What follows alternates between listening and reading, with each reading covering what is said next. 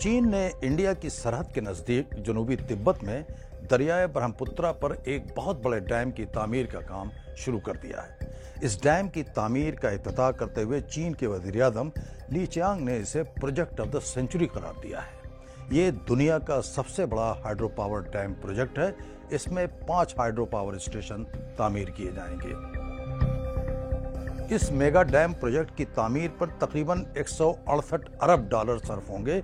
चीन की खबर रसाई एजेंसी के मुताबिक ये 2033 तक मुकम्मल कर लिया जाएगा। इससे इतनी बिजली पैदा की जाएगी जिससे चीन की 1/3 आबादी की बिजली की जरूरियात पूरी की जा सकती हैं। ब्रह्मपुत्रा दरिया तिब्बत से इंडिया की रियासत अरुणाचल में दाखिल होता है और वहां से आसाम होते हुए बांग्लादेश में एंटर करता है। अरुणाचल और आसाम दोनों ही रियासतों में दरिया बहुत बड़ी आबादी की लाइफलाइन है।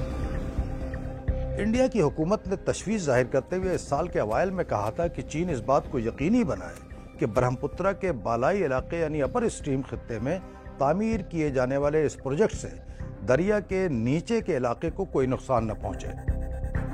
अरुणाचल प्रदेश के वजीर आला ने भी कहा था कि इंडिया की सरहद से महज 50 किलोमीटर की दूरी पर इतने बड़े डैम की तामीर से इंडिया की रियासतों से गुजरने वाले ब्रह्मपुत्रा के पानी का बहाव 80% तक घट सकता है और सैलाब की सूरत में मुजव्वजा डैम से एक्स्ट्रा पानी के अखराज से दरिया के डाउन स्ट्रीम इलाके डूब सकते हैं। चीन ने इंडिया की तशवीश पर अपने रद्दअमल में कहा है कि ब्रह्मपुत्रा पर बनने वाले इस डैम से इंडिया में पानी के बहाव पर कोई असर नहीं पड़ेगा।